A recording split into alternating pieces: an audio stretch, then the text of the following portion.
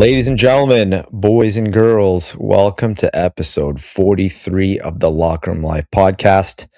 I'm one of your hosts, Frank, with my boys, my brothers, Logan Kuvo, Owen Baker. What a weekend. What a time.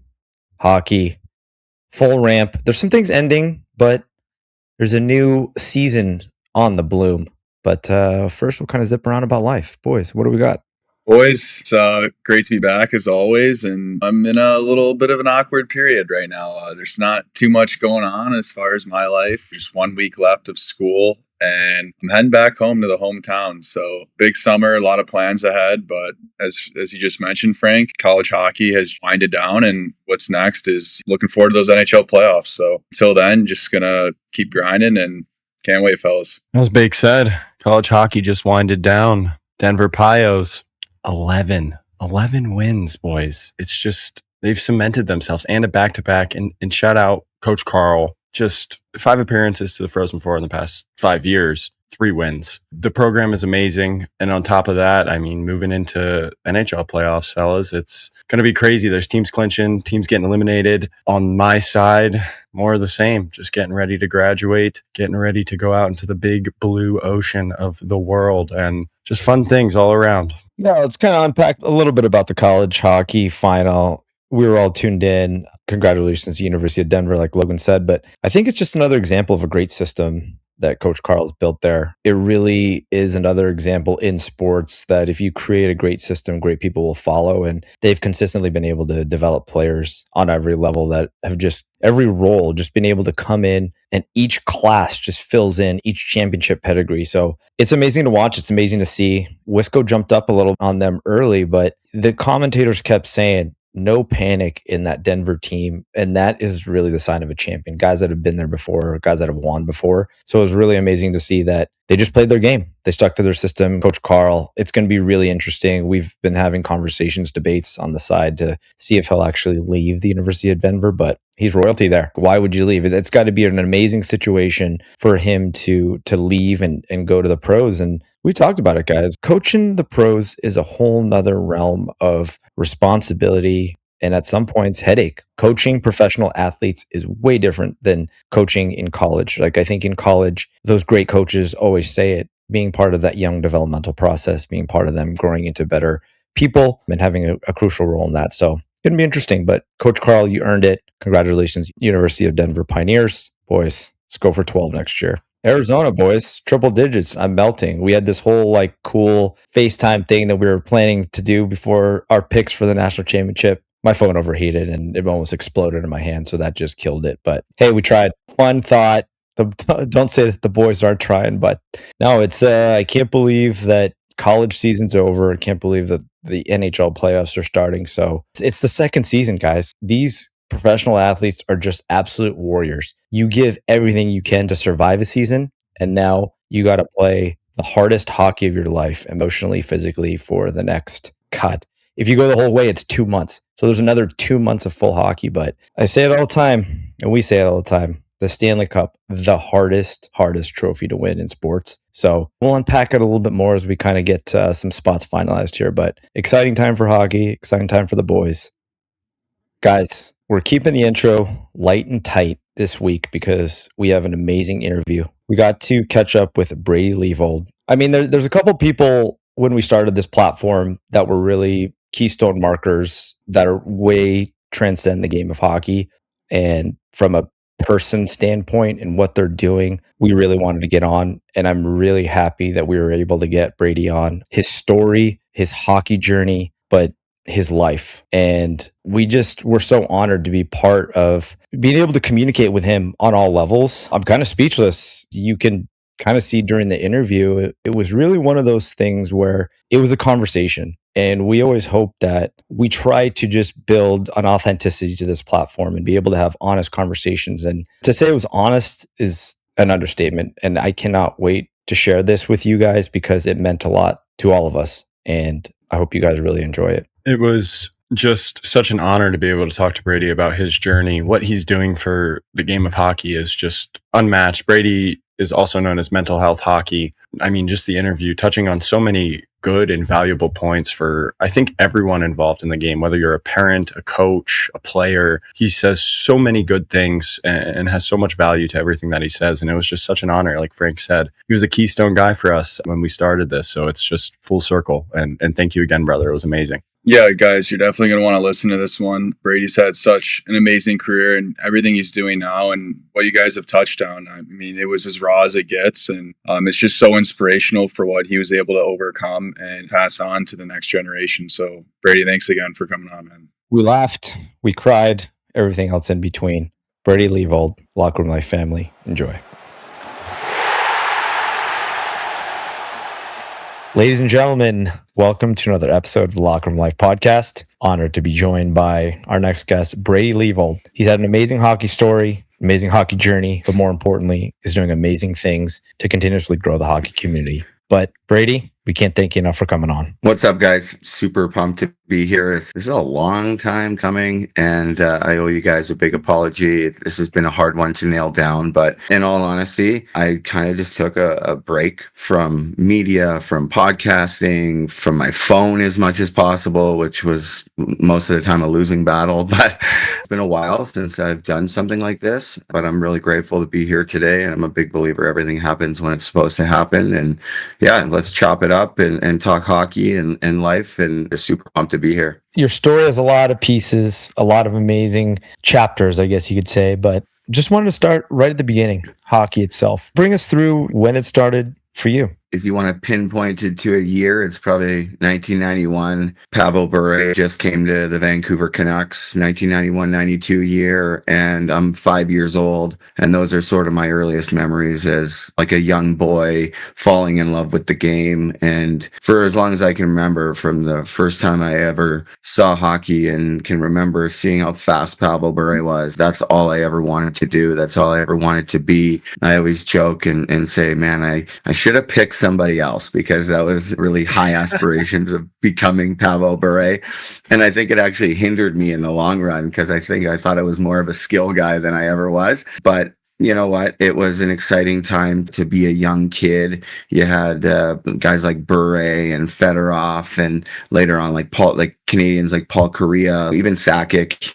But Bure really, for me, was the one that pulled me in and just made me fall in love with the Vancouver Canucks and fall in love with hockey. And sort of in and around that time as well, I had some really challenging things happen in my life. And I really kind of attest that to my love for the game as well, because I loved playing hockey. And I always say too, like, not just on the ice. It was just, as long as I could stick handle, like a golf ball, a hockey ball, a puck on on the ice, it didn't matter. As long as I was doing that, I didn't have to think about anything else. Like, I went through a divorce with my parents and was sexually abused, as a young boy. And I don't know how much we want to get into stuff like this in the podcast, but that was obviously really challenging things. And that all kind of happened in the same year. So hockey and those two really challenging things. And I always just say hockey was the medicine in my life that I needed. And as much as I wanted to play in the NHL, I just really loved the game. I loved the peace that it brought between my ears, and I spent a lot of time doing it.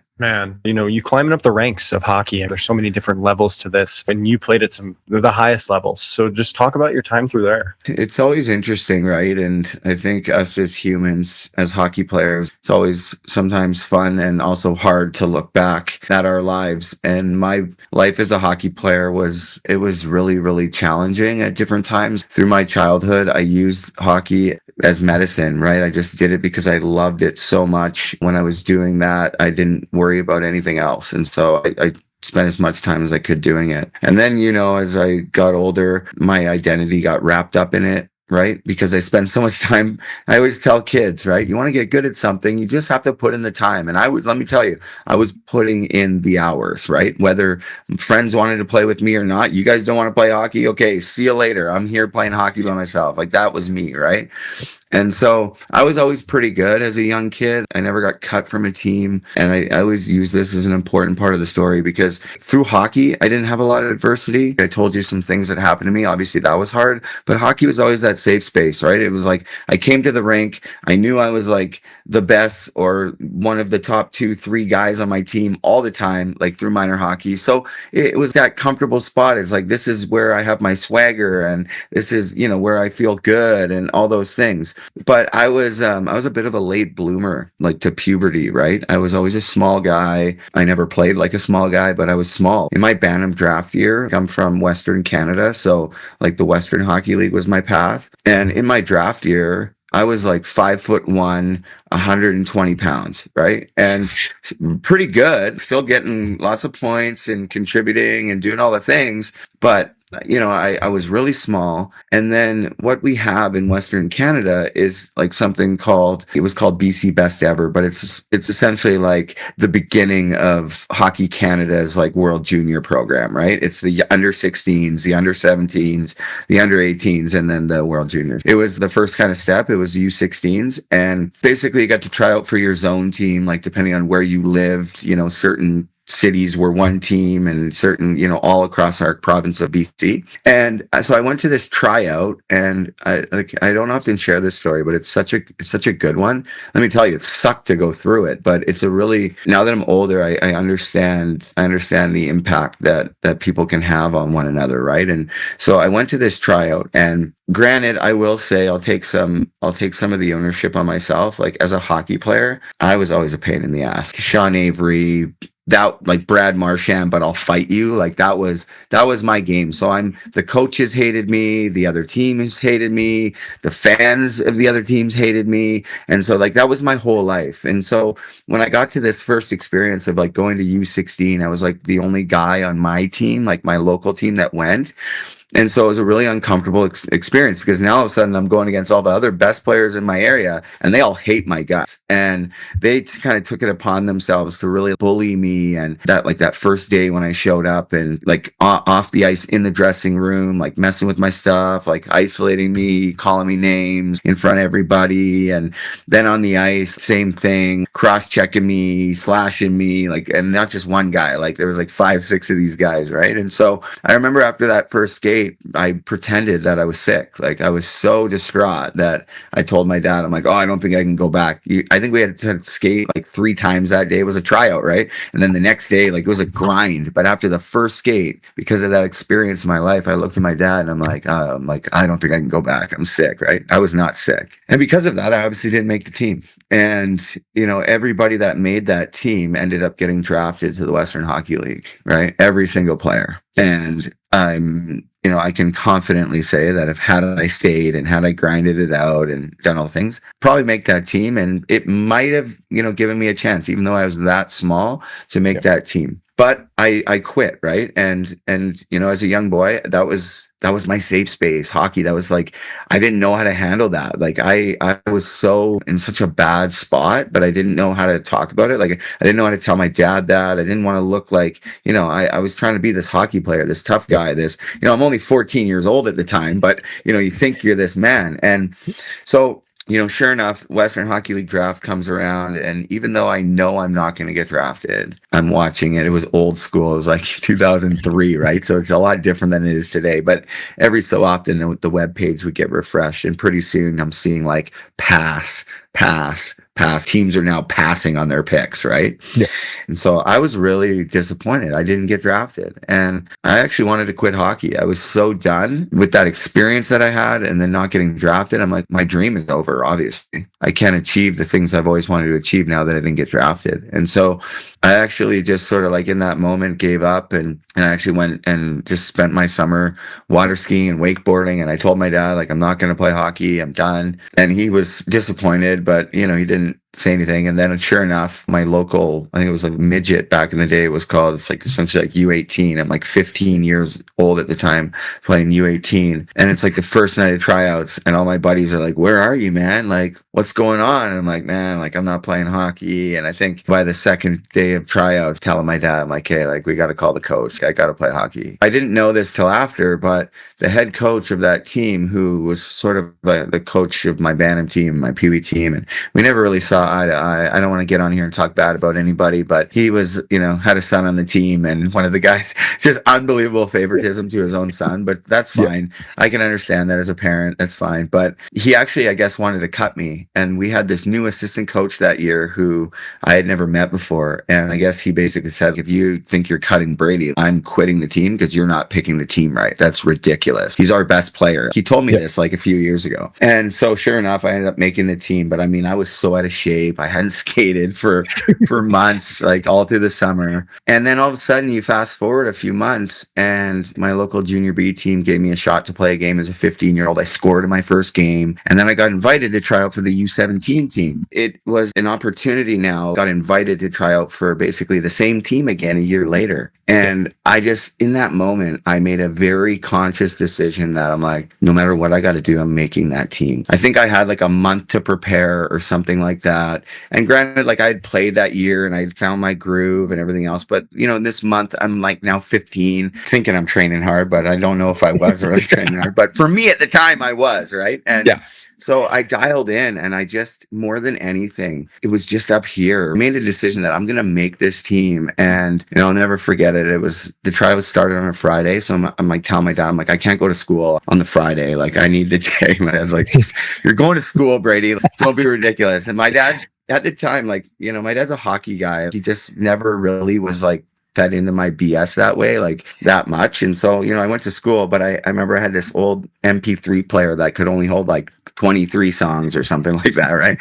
And so I loaded the whole thing, every song with Big League by Tom Cochrane. That was my pump up song, right? And so I went to like every teacher that day, just let you know, like I'm going to be sitting in your class, but I got headphones in. If you want to kick me out of your class, it's fine. But like, this is the biggest moment of my life. I'm here, but I'm not here. And like none of my teachers said a word to me. And I had a girlfriend at the time. I was like, don't even talk to me. I'm dialed. It was like the one time in my life I was able to do this. And so I go to this tryout and I make the team. And, I ended up making the next level, like top 40 and Team BC and like all this stuff. And the long story long is a year later, I got listed, protected by the Swift Current Broncos. I'm all of a sudden on their protected list. And now I'm going to their training camp. As a 16-year-old, I beat out their first round pick, their second round pick, their third round pick. It was me and the fifth round pick as forwards that ended up making the team at a training camp. Granted, I'd shot up a bunch. I'd put on a bunch of muscle. I finally kind of hit puberty within that year and a half. And now all of a sudden I'm in the Western Hockey League. And it was so close to me quitting and giving up on my dream. My love for the game ultimately was what brought me back. That passion, my friends being like, hey, where are you? And I'm like, I kind of had that fear of missing out, and the rest is history. And we can get into kind of what happened from there, because that should have been like exciting and walking into my dream, but it was not the experience that I had. I had some really fun times, but had some really challenging times, and I'm sure we can get into that. But if you guys want to hop in with anything, feel free to cut me off at any time. No, I wanted you to kind of elaborate a little bit more, because as you said, late bloomer, right? Mentality wise as well, you kind of have that chip on your shoulder. You described it, you had that chip on your shoulder. So it kind of goes from, do I belong, to like, no, I do belong. I'm better. I'm better than that. So your confidence as a player is just escalating at the right time, right? Because development wise, physically as well, you're kind of being able to grow. You're being able to be confident. But more importantly, I think that time away from the game allowed you to really miss it. And that's important in hockey too, right? And being able to step back and say, what do I really want out of this? What do I really want to accomplish out of this? And you're seeing your friends escalate. You're seeing your friends love it. Almost to see it on the outside, you're like, I'm all in now. Because when you jump back in, you've been away from it, so you miss it. So I think that's just being able to, that hockey journey that continuously goes on with every player, right? Confidence is such a huge part of our game. It's not so much skill. It's essentially how much you just believe in yourself to know that you can, like you said, you went to that tryout and you're like, no, I'm making it. I'm dialing in. Got my MP3 player. That's it. I'm doing this, you know? Yeah, So I was not going to be denied. And you hear stories like this, right? And that was just one time in my life, but probably the most powerful moment. Like had I not done that, I probably never play in the WHL. My life probably gets to where it ends up a lot quicker than it did. And I probably never get out of it because I don't have the support that I built through those years of being a hockey player. I never take that lightly. I do a lot of space or work in the space of mental health and substance abuse. And I'm sure we'll get to that. But a lot of the people can't relate because they didn't grow up playing hockey. A lot of people do, though. Unfortunately, we have a lot of hockey players that struggle, but the vast majority of people don't have the opportunities that we had to play hockey. And so I never take that for granted or lightly on the power of community and how lucky I am to have that opportunity to play. I thank my dad all the time. So I do want to say too, like from a development standpoint, it's changed so much. And like that's a big part of my life is development. That's what I do for a living and all of it. But I like to do things a little bit differently. I certainly don't chase the money. I don't do it that way. I shut people down. I don't take on everybody and try to overtrain people and actually lose clients because of it, but that's okay. But for me, there wasn't that kind of development really going on when I was a young boy, and I didn't grow up in a place with outdoor rinks, so we didn't have a lot of access to ice. We would go to a stick and puck all the time with my buddies, but a lot of what we did was we played street hockey. And I haven't talked about this enough over the years on what an impact my crew of friends had on me through those years. And they actually were a big part of helping me believe. My one buddy, actually, for sure, like he was already playing in the Western Hockey League, and a guy that I really looked up to, he was a year older than me. And he was like, you can make it, and he's telling me and messaging me and MSN Messenger, like back in the day. And that was a big thing. And we would play at IKEA. We had this core group of friends. We would play underground at IKEA from like 9:30 at night till like 3, 4 in the morning. We had like a fake Stanley Cup made. Like we would keep track of goals. We had like a Rocket Richard Award. We would like fight each other. It was 2-on-2 King's Court. And our core group there, the guy that played at the lowest level out of all of us played NCAA. Everybody else on a low level. We had like a first round pick to the NHL, like a third round pick, a fifth round pick, me. The crew that we had was incredible and so competitive. And I was like a younger guy in that group, except for Zach Hamill was the first round pick. He was like 7th overall, I think, but he was a year younger. But other than that, these guys were older than me. And I started playing this competitive IKEA King's Court, and it made me who I was as a player, man. Like I never, we'd laugh about it like here and also with my friends, like whenever we bring it up. But in all seriousness, I tell kids this: you are the average of the 5 people you spend the most time with. And I was spending a lot of time with those guys, and we all had the same kind of mindset. We wanted to get to the same places, and it didn't matter if it was 3 in the morning at IKEA or we were in a training camp or whatever. We played to win, and we did not take any seconds off of each other. Even this one guy, we had this goalie, but he didn't play goal. Like he was an NCAA goalie. Like he was an unbelievable goalie, but I think he was an even better defenseman. And he would pretend that he was Scott Stevens. This guy would open ice, hit you in IKEA. Like we don't have helmets on. And like he didn't care. He'd play the body. It was crazy, man. And he was good. Like he was so defensively good. His name was Robbie Cavallari. And he would just smoke you. Like, and there was poles every 30 feet or whatever. So you got to look out for these big beams, man. Oh, it was the time of my life. But it was so much fun to just play and be creative. And you don't see a lot of that in development. Is sort of my point too to this story. So much one-dimensional training and stuff. I'm all over the place, but we can rein it back in wherever you want to go. We have an IKEA story as well. We have IKEA is very close to our hearts. That was in an inside joke of locker room life. But moving past juniors, what was after the WHL and where did you take it?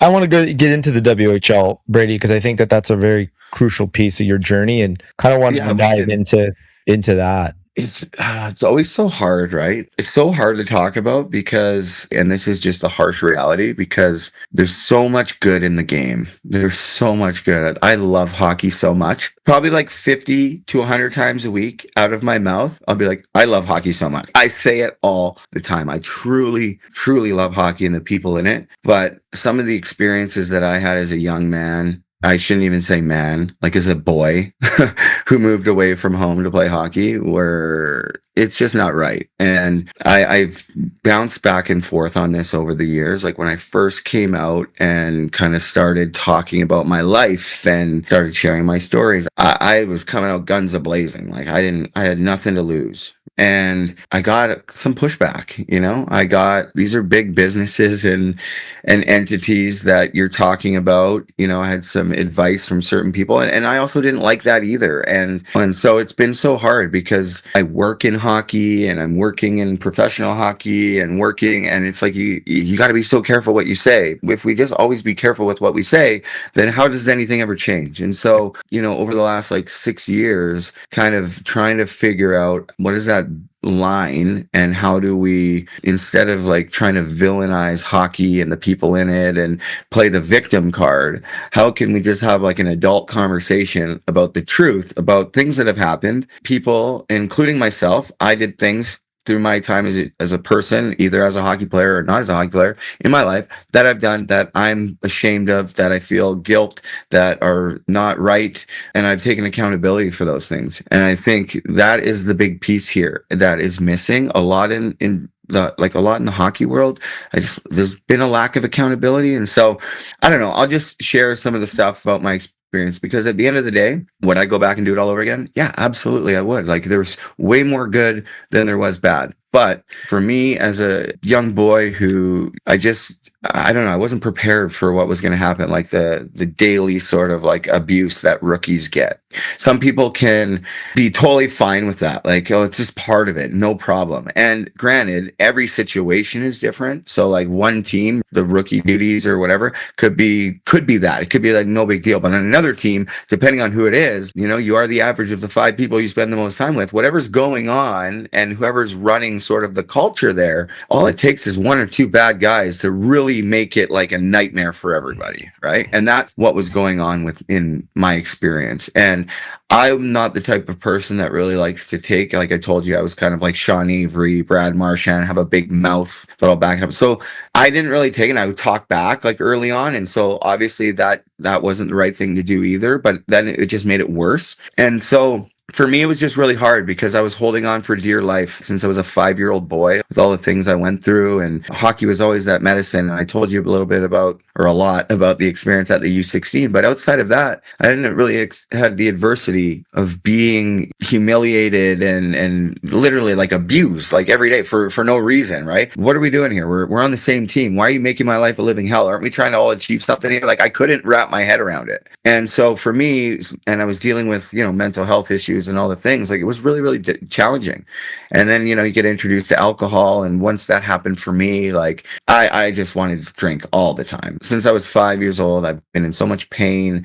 And then I start drinking and I'm like, I love this. Like if I think I like stick handling a golf ball and that feels pretty good, I really like this. And this is great. On top of that, you start to fit in a little bit more with certain guys, again, depending on the culture. You start getting invited places, I turned it into like the gong show of the team real quick. It started to affect my on and off ice, and like every excuse I could, I wanted to drink. Like once I started, I just couldn't shut it off. And so it just started to cause a lot of problems. And so my life as a hockey player through junior was not great. I ended up quitting as an 18-year-old, 7 games in, after winning like the rookie of the year, the team. I actually left. So I made the team as a 16-year-old, but then I played 1 game, got an assist, and then I got a really bad Charlie horse. And I had like this really bad contusion in my leg and the blood calcified. It was awful. It was honestly one of the most painful things that ever happened to me. I couldn't bend my leg for like 3 months.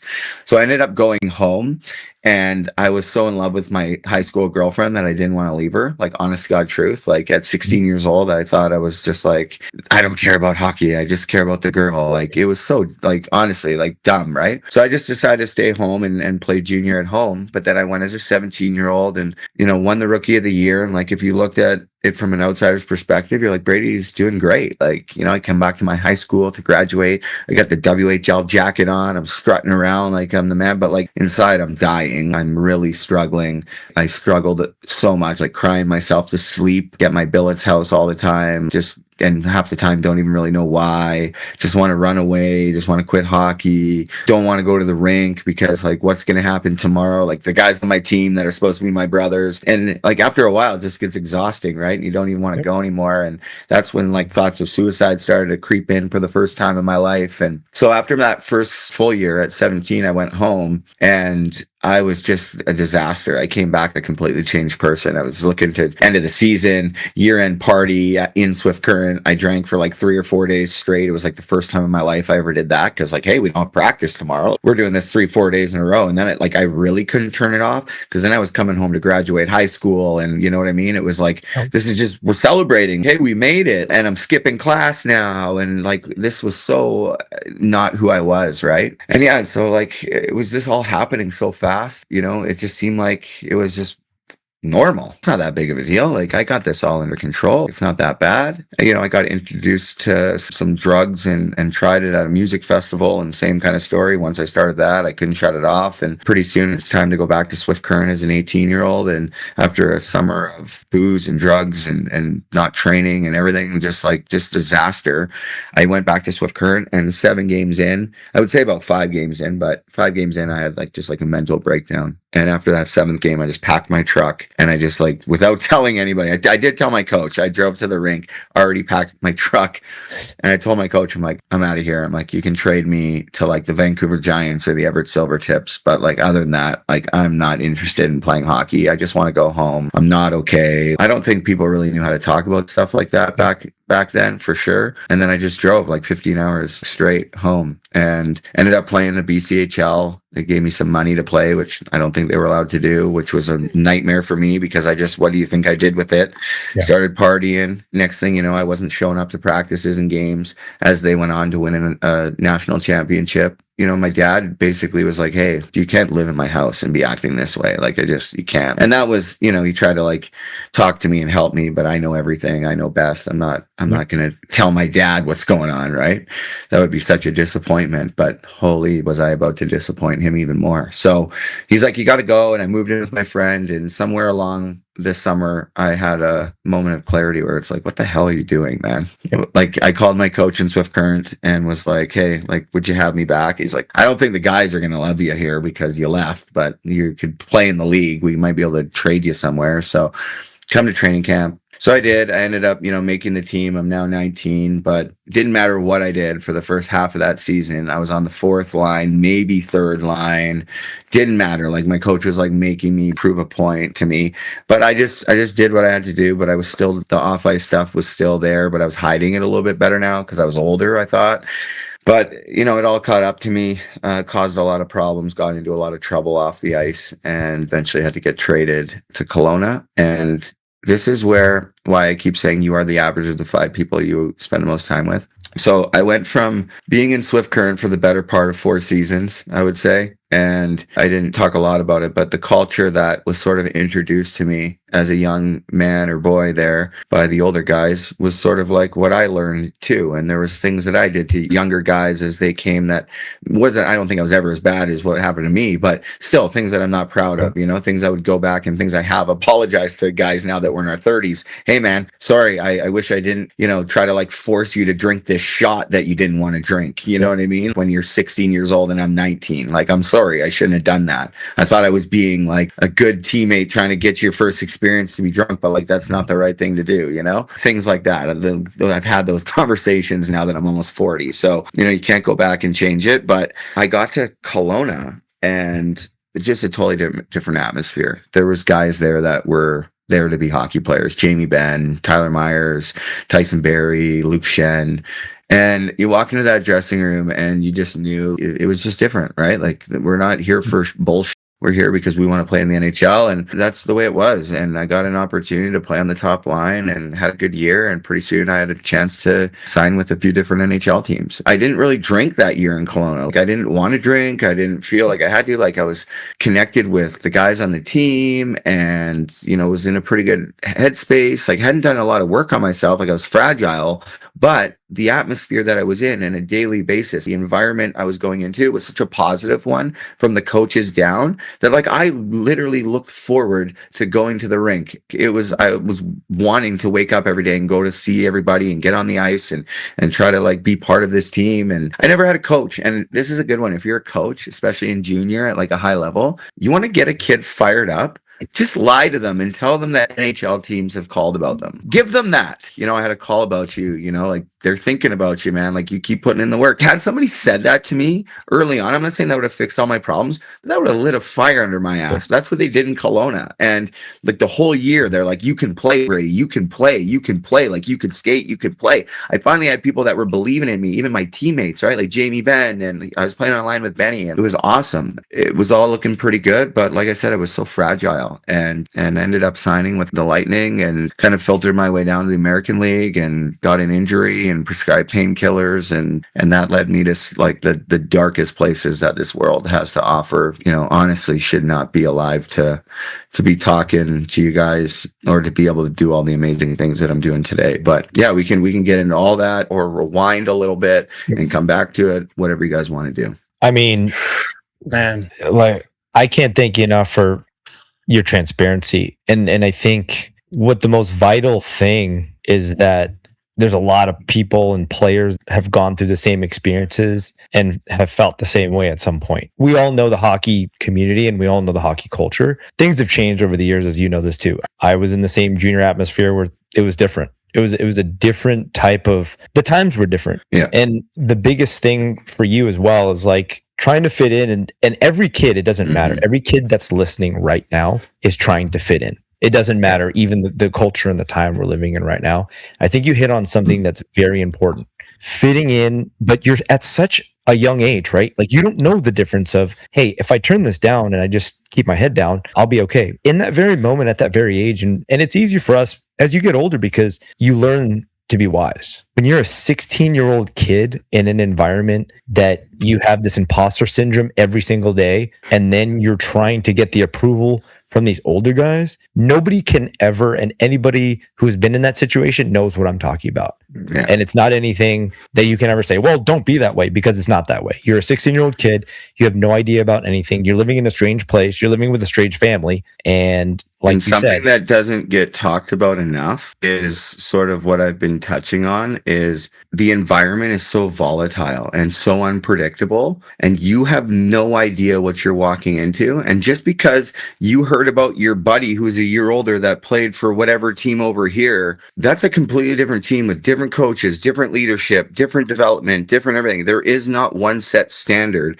So every experience might be generally kind of the same, but like going from Swift Current to Kelowna, like I went from living in Swift Current where I literally lived right next door to but he's still one of my good friends to this day. But as a young 15-year-old boy, he lost his dad to cancer. He was going through a lot. And like me, he liked to drink, and we lived right next door to each other. So he could just bring he would always come to my place. He'd just bring the cordless phone, right? Bill it, or the coach calls. Yep, no problem. Like we just stay up all night, and then all of a sudden I go to Kelowna and I'm living in the middle of nowhere. And so like the environment, and for like a young boy, like it's so fragile. And so my point is, parents and young hockey players, when you're moving away, don't expect that it's going to be all roses and everybody's going to just take care of you. And this is from a development standpoint too. I think that's the biggest thing that I learned is even at like the WHL or OHL level, USHL level, for the most part, they don't really have the budget and the coaches don't really have the time to actually develop not only hockey players, but people as well. Depending on who you have as a coach, they might just want to do the bare minimum. They might just be faking it. Right? You might have a coach that's really invested and actually trying to build up humans here, but over on this team, you're not getting any of that. So there's these uncontrollables that can really have an impact that don't get talked about a lot. And you don't really get a choice. If you're a really good hockey player, you don't really get a choice where you want to play junior. You kind of get more of a choice now that the NCAA has come in with these new rules, which I think is great. We don't really know how it's going to all kind of, the landscapes change so much. There's things that I don't like, and then there's things that I like. I think the bigger picture is I think it's a good thing. We just need to iron out the kinks, and I think it's pulling on now this monster that has been the Canadian Hockey League for so long, and is putting pressure on them. And I don't think that's ever happened before. And you're seeing some things change. Is sort of my point. But yeah, you want to hop in here? I think Logan, or no? Brother, I just want to say that all these emotions are so raw for me as a hockey player. I'm an 04. All these things are, I played juniors when I moved away from home really early, and I just appreciate it. And obviously want to hear the rest of your story. Awesome. I love that, man. And you're just kind of coming out of it. It's a really challenging, not just the experience, but what comes after. That's a really, really difficult one. And maybe I'll come back to that in a few moments. But I think we talk about the culture of hockey, and I'm not the fun police at all. I play in charity events. Sometimes, like most of the time, they're like a pro-am or something. So every team gets like an ex-pro or something. So they do a draft. And a lot of the times, some of the guys that I'm playing with have like long storied NHL careers, and I'm kind of at the bottom end of the draft or whatever. So I'm kind of like lobbying for myself, right? Because like I didn't even play any games in the NHL, but I'm usually there because of my story and some of the things I've been through and like what I'm doing now. I'm always lobbying.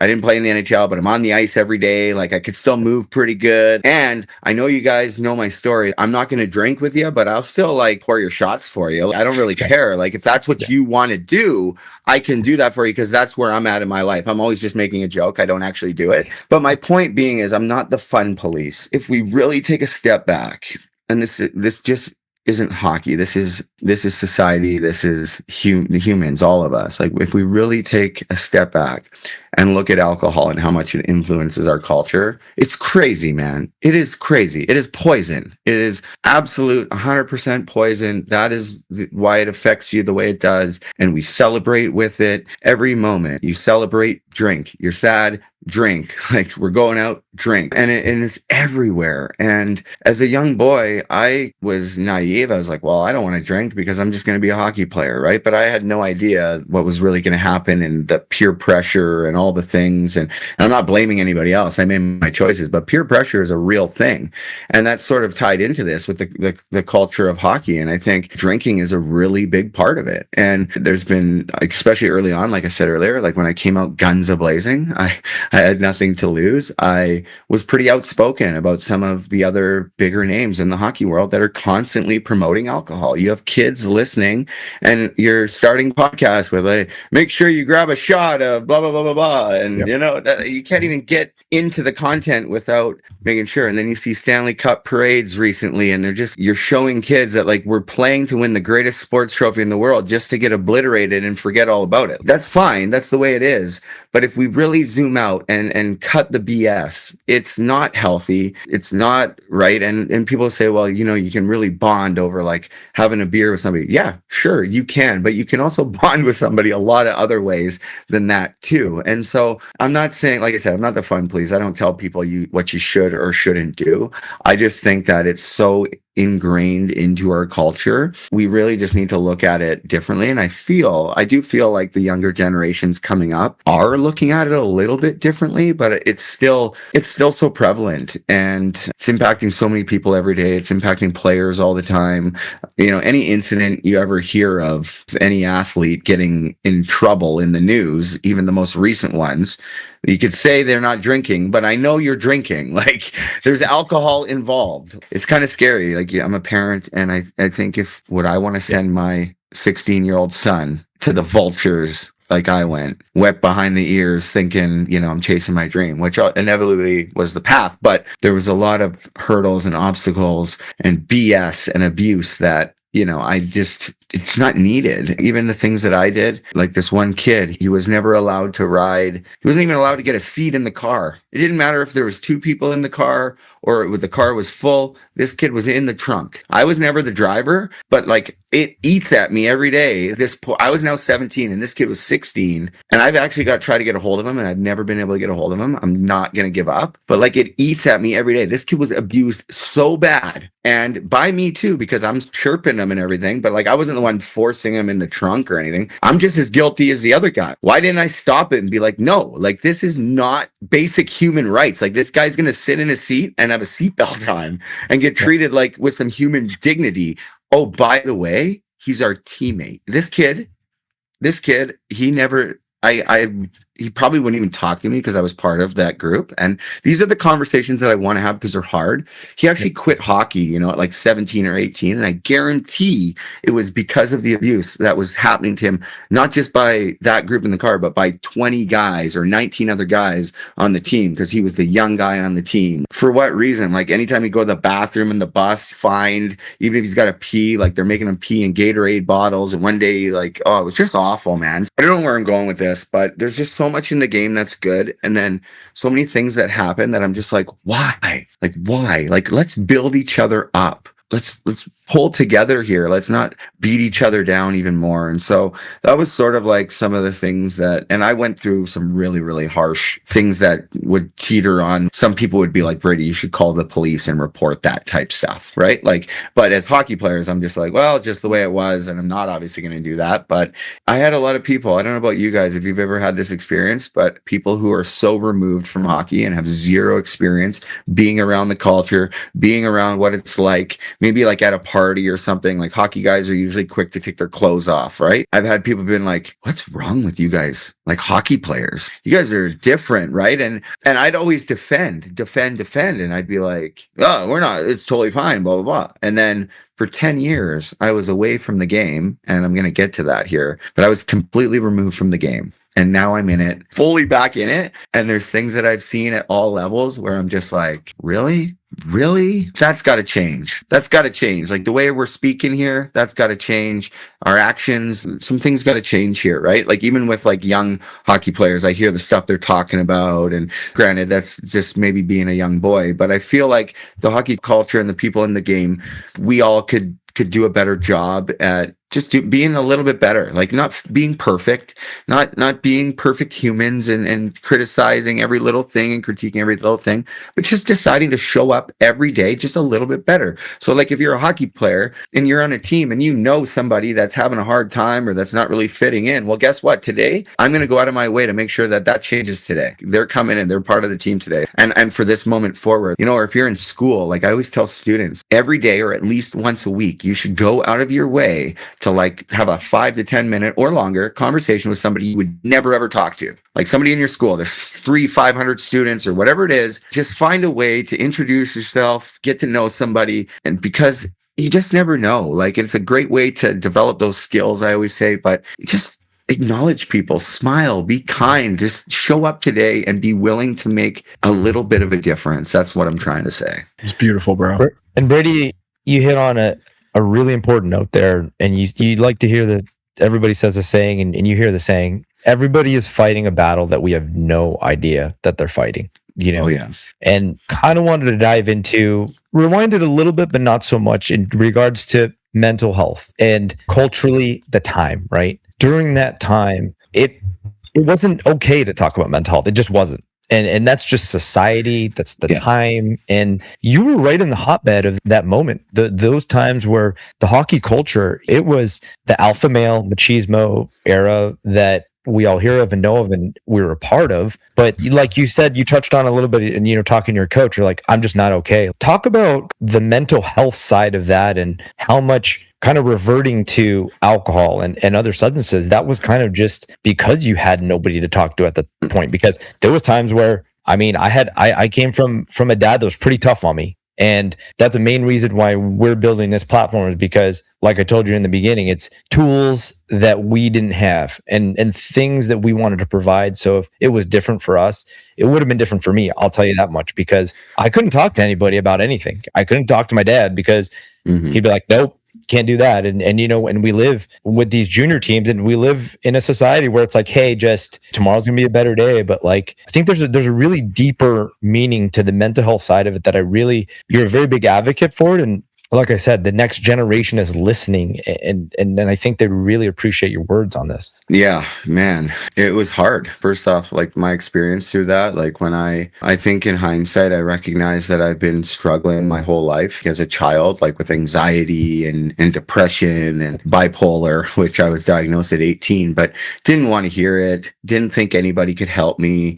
Like, nice, that's nice, but you don't know what you're talking about. We grew up, I'm sure this this is for most males. You cry and it's like, stop crying. Like, you're okay. Come on, like, man up. Be a man. When I reflect on that, and I really think I've really thought about this over the last, I would say like 5 years, that's not healthy at all. And I've thought, why do we cry? Like, there must be a reason. We have that system to let that out and to cry. There's a reason why we have it. But since I was, for as long as I can remember, I've been programmed to shut that off. To not even feel, to not even let that happen, because that's a sign of weakness. And there's times where I'm not a very big guy. I'm like 5'10", but I would fight anybody. I didn't care. I fought a guy that was 6'9" once, right? I remember I fought Derek Dorsett, and at the time he was one of the toughest guys in the Western League. He went on to fight all the heavyweights. Not a big guy either, but man, he could throw. And I remember my coach, it was Dean Chanel. He's in Winnipeg now, I think, as an assistant, but he came in. Dors was just running around, running amok,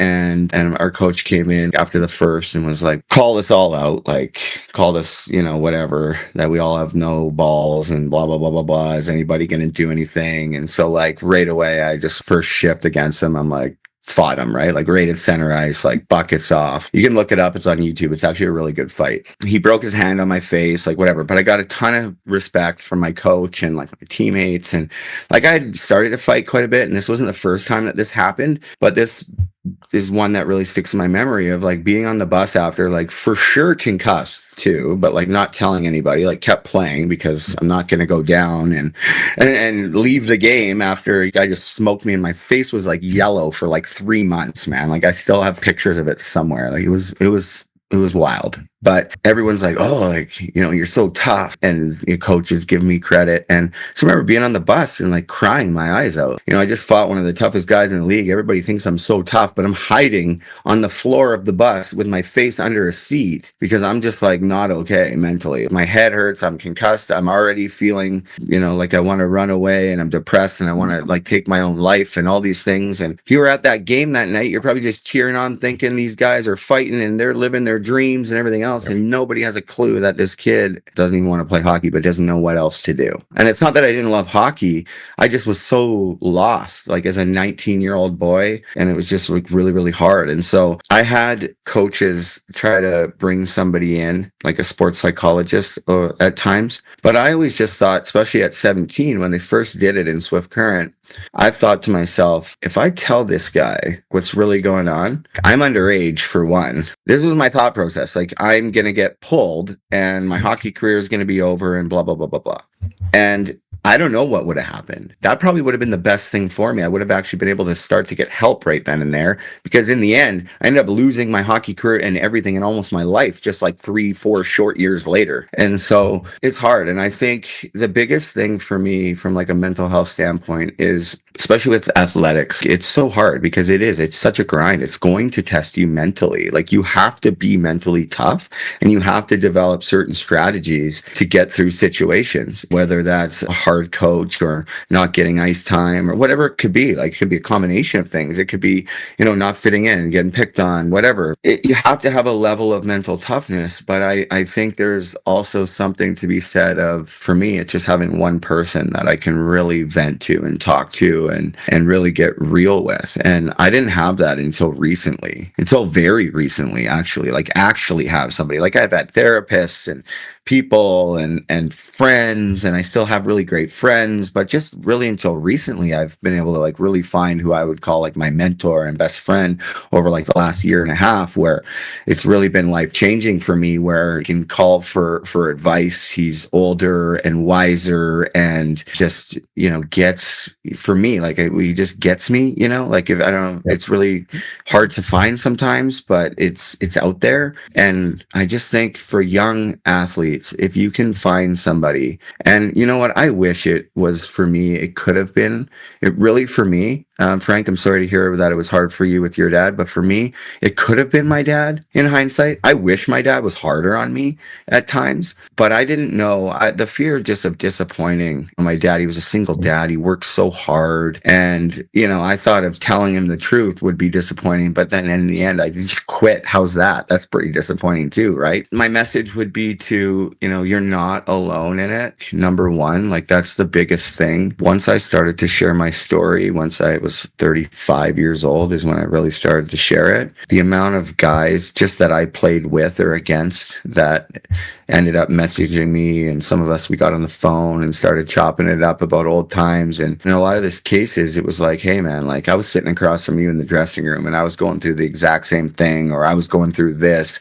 And wouldn't it have been nice if we would have been able to just talk about it instead of pretending? Because we're going to go to war together tonight. We're going to play a game together tonight. And so like, I'm not going to tell my buddy like, hey man, this is what's really going on in my life or whatever, because, and I don't know what the right answer is to that. But what I do know is that we can all, again, show up and be a little bit better and create those spaces and those environments that will invite healing and the opportunity for people to find that and to talk about these things. And especially in junior, like it ultimately, the leadership in the room is from like a player standpoint that plays a huge role.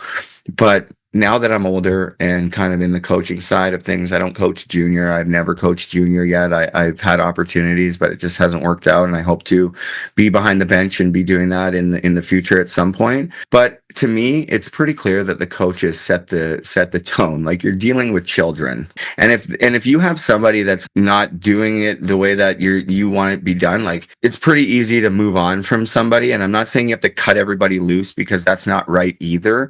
But I think there's a certain way that you can set a culture and set a standard and create an environment that's healthy, that allows for people to grow and to want to show up. And if you have one person in that group that isn't like that and is that's trying to like make people's lives hell or whatever, that can really be a deterrent, that can really leave an impact. And so I think you have to have a pulse on what's going on in the dressing room. Like you're trusted with kids. Parents are sending their children away from home.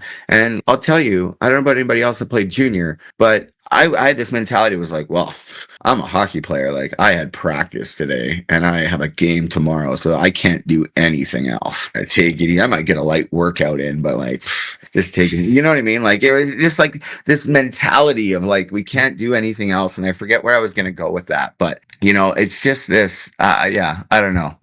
I could talk about this stuff. I wish I could remember where I was going with that. I had a thought on that, but, yeah, just it's so hard. It's so hard. Like you're dealing with children, and coaches just need to set the tone, set the culture. And when I remember now when I was a kid, like playing junior hockey, we can't do anything else because we're hockey players. But do you know how much time I wasted? I'm just going to speak for myself. I wasted so much time doing things, getting into trouble, or just literally wasting time that could have gone into either furthering my hockey career, but certainly furthering me as a human being. And so there's a lot of downtime in junior hockey. As parents, you should be concerned. You should have a pulse on your kid. You should touch base with them every single day. You should be going to visit them as much as possible. You should be showing up for them and getting to know their billets, all that stuff. I had a really horrible billet experience at one time too. And as a young kid, I was like, I'm not going to say anything because I'm not going to complain. I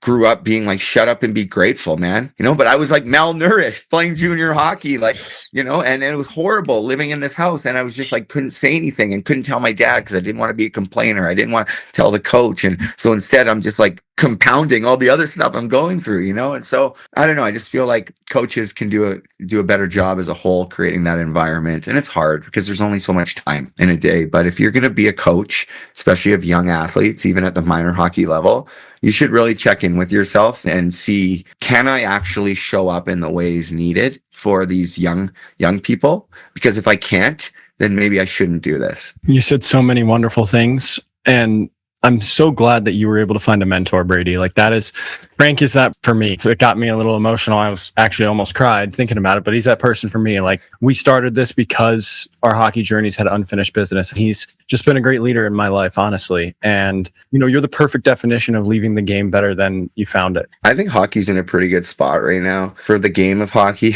personally, I would like to see more contextual development, like game situational, helping parents understand that power Edge Pro isn't the end all be all.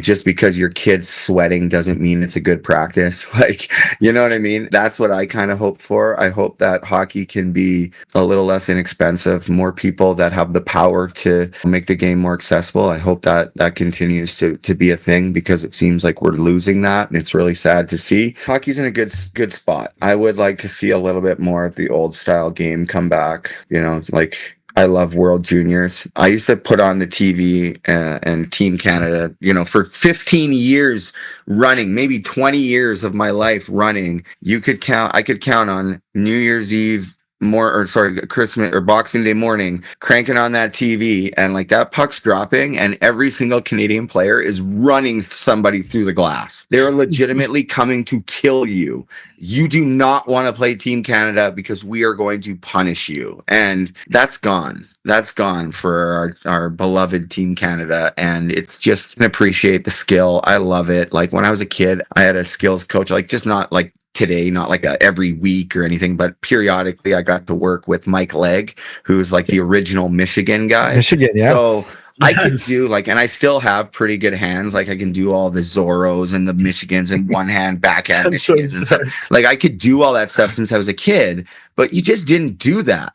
You never did any of that. Like, never, ever. You did it in practice. My coach would kick me off the ice. If I tried it in a game, you expect to get cross-checked in the mouth or speared, or you're fighting, or like, it was like disrespectful all the way through.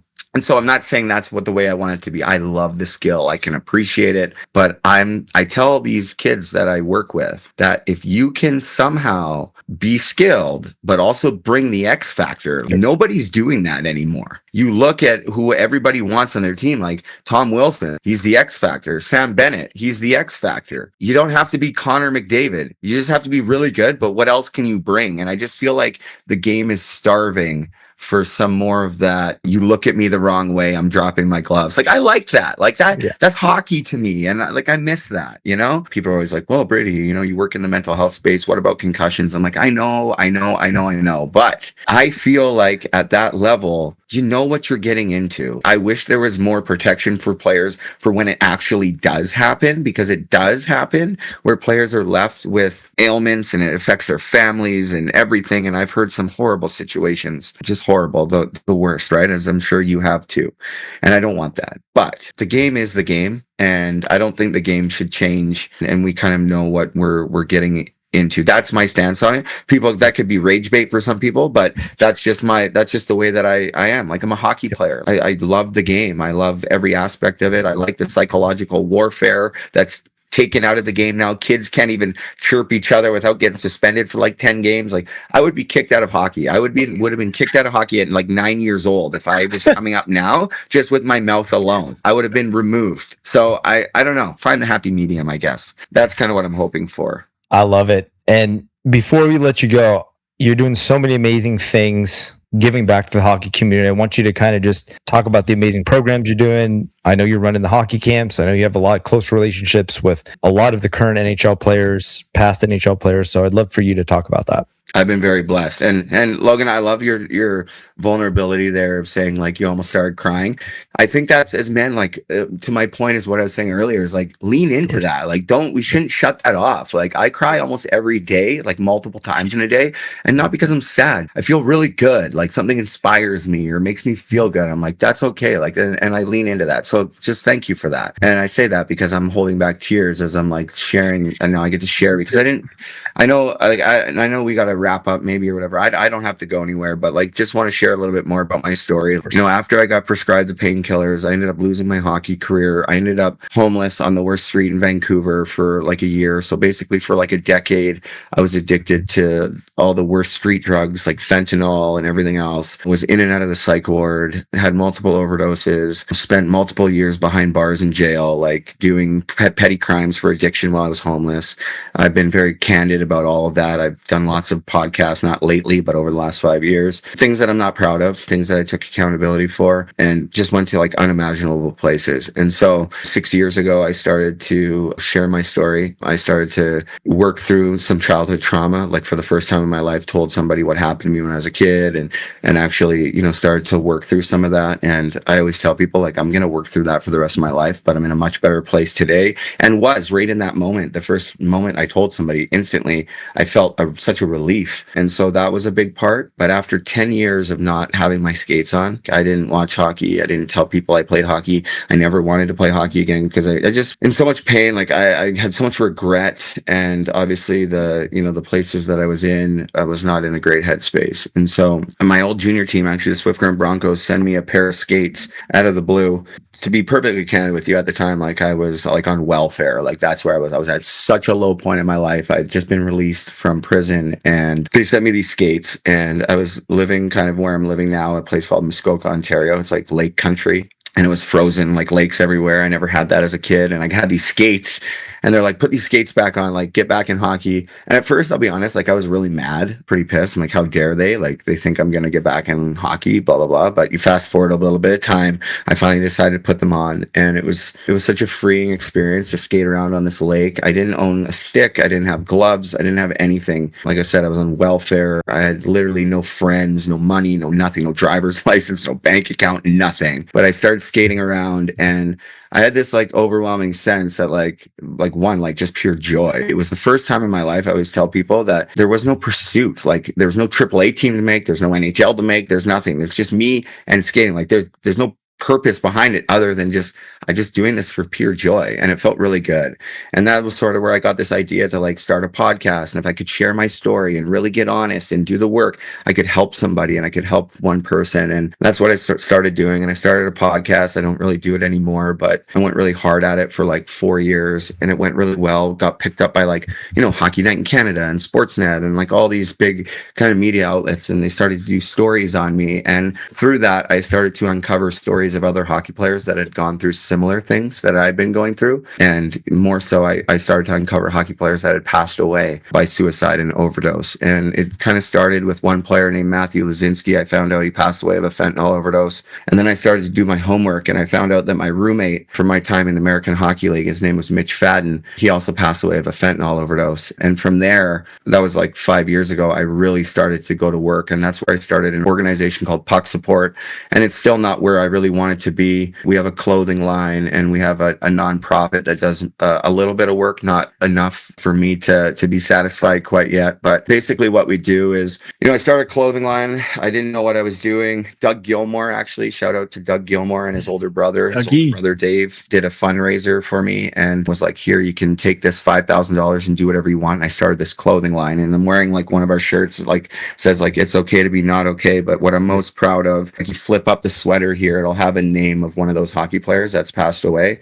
So there's 186 hockey players in our database, unfortunately, that have passed away by suicide or overdose. And Daniel Miner, like he played for the Barrie Colts in the OHL, passed away of a fentanyl overdose in 2021. And like I still can't believe how many hockey players we've lost to suicide and overdose, and it seems like it's still happening like all the time. I found out like another one of my Swift Current Bronco teammates, same thing. There's 5 guys from the Lethbridge Hurricanes from my time in the Western Hockey League that are all gone. Everybody has their own story and their own journey, but I know there's a lot of hockey players that are living in darkness right now. I get messages all the time, and that identity piece coming out of hockey, it can be really, really challenging, really difficult. And I just think my message is to try to find, if you love hockey, like try to find a way to stay in the game. Like there's always a place for you in the game if you truly love it. And maybe it's not that same, you're not lacing them up like you once loved, but you can find a way, and it can be so much more rewarding than your own single journey, like trying to accomplish all this for me. At least for me, that's what it's been. And so doing the Puck Support stuff, that obviously gave me a lot of purpose. I'm doing a lot of speaking, traveling around Canada, still working things out. If I can travel into the United States, if there's any senators or anybody that can pull any strings down in the States listening, let me know if you can help me. I've lost out on a lot of opportunities. Can't go to the States, but we're working on it. We'll get there. I'm also doing some work for the Ottawa Senators, mostly just with their American League team in Belleville. NHL up here in Canada. And you talked about some of the hockey programs. I'll just touch on really quick. I have to give a shout out to my man who called earlier and disrupted the podcast. Sam Gagner recently retired from the NHL. He's the one who 4.5 years ago reached out to me on Instagram because he knew I was living in Muskoka. I guess he saw something. Like, I had no idea. I knew who he was, but we didn't know each other. And I knew what they were doing. Like, him and Tavares and Bo Horvat and some of these guys were skating and in the area. And at the time, I was just newly kind of starting coaching again. At first, I started volunteering, like, hey, I'm Brady. This is my story. If you want to bring your kids, you can come. I'll rent the ice if you want to come. Like, I literally paid for ice because I'm like, no one's going to bring their kids to me. You just heard my story, right? But they came, and now they're coming in droves. But that's sort of like how it started. And Sam reached out to me actually after like a week before that. I know we got to go, but it's such a cool story. Like a week or 2 weeks before this, Please go ahead. My girlfriend Jenna, I looked at her and I was like, she knows nothing about hockey, granted. Like, knows nothing. She knows more now, but at the time, 4.5 years ago, like nothing. She knows the Toronto Maple Leafs exist, and that's it. So I look at her and I'm like, I'm gonna be on the ice with Sam Gagner and those guys. And she's like, yeah, okay, that's nice. Like, she had no idea what I'm talking about, right? And so you fast forward like a week or whatever later, and like I'm sitting in the same spot. She owned a coffee shop at the time, and I'm sitting in this spot, and I look at my phone. It's like S Gagner 89 started following you, and like I wasn't even following him at the time because I honestly thought, like, I'm not following him. He's gonna think I'm a loser. Like, this is where my mentality was at. And I'm like, look, I'm like, Jenna, like, look, like.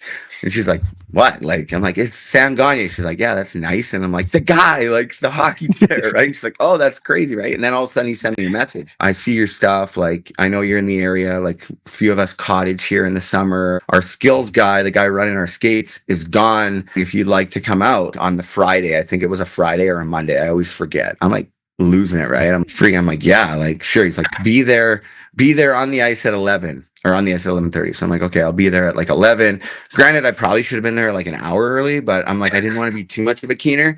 So I show up at 11 o'clock. Sure enough, they're on the ice. It's John Tavares, it's him, Bo Horvat, like a few other guys, Goodbranson. And I'm like, oh my God, I'm late. They're on the ice. And Sam comes over. It's my first time meeting him. And he's like, hey man, really sorry. Like, Johnny wanted to go out a little bit early. This isn't on you. It's on me. I should have just like messaged you and told you, like, don't worry. And I'm thinking, oh my God, like, I'm just cooked, right? So I'm like already feeling not great about it. So at the end of the skate, he's like, hey man, like, I'll reach out to you. I'll take you out for lunch just to say thanks for coming out. You did great, whatever, right? And like, I ran the whole skate, like put him through drills, like whatever, right?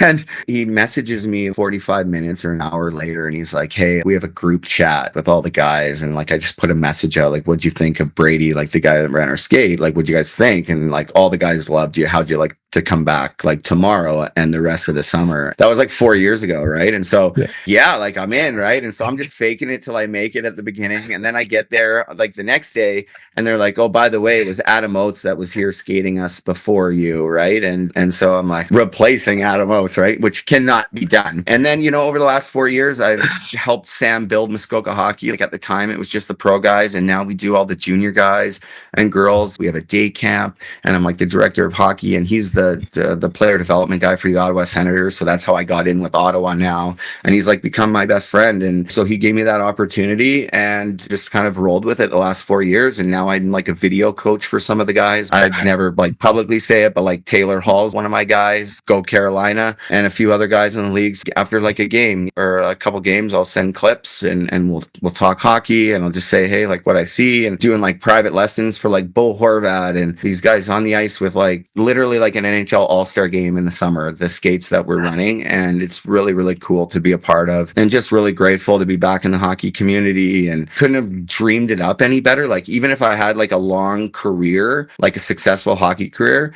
this would be a really good plan B, like after my hockey career. But for everything that I went through and the places that I've been and the choices that I made, I just shouldn't be alive, let alone living this life. And listen, I still struggle. Like, I'm still Brady who has all the mental health issues. I just have a better way of dealing with them now. It's not perfect. Some days are harder than others, but it's definitely been a big change. And I just owe a huge thank you to so many people, whether it's Sam or other people that have stepped up in my life and given me a place to live. live, when I had no place to live, things like that. Instrumental things along the way that have all directly or indirectly been tied into the hockey community for me. And I've kind of dedicated my life to trying to give back in any way that I can. I'm going up to a place called Sandy Lake First Nations. So it's an indigenous, like it's a reserve. It's fly in only. It's a very, very remote place. It's a hard place. I haven't been there yet, but I know it's a challenging place to live, and they go have a lot of different issues up there, but they also have a really strong hockey culture up there, I guess. And so I'm going up there to run a hockey school for like 4 days with me and my buddy, and flying in on a chartered plane and running this hockey school. And so it's pretty cool. I get to do some really, really amazing things with really amazing people. And it started again with me just being honest and authentic and taking a chance and really stepping into who I feel I always was, but felt like I couldn't be, because I was, as we talked about early on, trying to fit in and fit this mold of like the hockey player. And, you know, you are the average of the 5 people you spend the most time with. So you have to be careful, right? And like I said, I'm just super blessed. I'm a dad. I didn't talk. I have 2 older kids that unfortunately through the years of my struggle, like I was a really young dad. I had a kid in my last year junior hockey, like in the Western League. So I was a really young dad. And then through all my years of struggle, I've lost contact with them, especially my daughter. My daughter just turned 18. My son will be 17. He'll be graduating next year. And he only calls me when he needs new hockey skates because he knows I'm sponsored by True. Shout out True Hockey. But I have 2 younger kids. I have 2 little girls here in Muskoka, a 5-year-old and this is where I'll cry, and a 2.5-year-old. That's my life. And just really enjoy being a dad. And yeah, just like, I'm so grateful that hockey has given me this life, because I don't work a full-time job. I'm doing something that I love. I get to do things that I would pay to do. I would pay money to do the things that I get paid very well to do after everything that I've been through. And because of that, it allows me to have so much time with my young kids. Like I get to be home quite a bit. Like I'm away a lot too, and I grind, and the summers are hard and long days. But generally speaking, this time that I have is, I feel like I'm on borrowed time, and I just feel like I just want to leave an impact, and hockey's sort of the vehicle to do that right now. I have no idea where life's going to take me, but I love this game. I love the people in it. And yeah, I have aspirations, and I like to say things out loud. I believe in manifestation. I shared a little story there earlier, if you caught it, where I said to my girlfriend, I'm going to be on the ice with Sam Gagner, and then it happened. Other crazy stories like that have happened. We don't have all the time to worry about that tonight, but crazy, crazy things. So I'm going to put it out there here on your podcast. Like I really have aspirations of winning a Stanley Cup one day. Like obviously I'm not going to win as a player, but I want to win a Stanley Cup. I feel like this year I have a chance at kind of feeling like I'm a part of it. I want Carolina to win really bad because I'm super invested with Halsey this year, and I feel like I can watch him win a cup after 18 years in the NHL and watch him experience that. Then that'd be pretty cool too. I was hoping to do that with Sam with the Oilers a couple years ago, but unfortunately it didn't happen. That's sort of what I'm living through now is the success of other people. And what a gift to live, not for yourself all the time, because that I was living on self-will and living for myself so much. And I'm still guilty of that. We all are. It's part of survival. But generally speaking, I feel like just so much more joy when I'm able to help other people. We're so blessed to have you on, man. No, I'm lucky to be able to have the platform, and big fan of your guys' work, and you guys are doing a really good thing. And I think more than anything, it seems like it's great for you guys as well. It was really nice that you were able to share that moment about the mentorship. It's great. Like, share your feelings. I should probably tell him often, but probably not often enough. Like, how much not just him, but other people in our lives like mean to us. I think as men, it's hard sometimes to share our feelings and do that. So it's important. I think you never know. Time is not infinite, and like I said, I know I'm on borrowed time. So I just want to say thank you to you guys, and if there's anything that I can do to help support the pod or support you guys, or if you ever find your way up here in Canada and especially Muskoka in the summer, we got a spot for you guys anytime. So we'll get our dusty asses out there with you guys. Brady, I told you this in the beginning, and it's the honest truth, and Logan can attest to this. When we started this platform, you were one of the people that we really wanted on here. Thank you for everything, Yeah.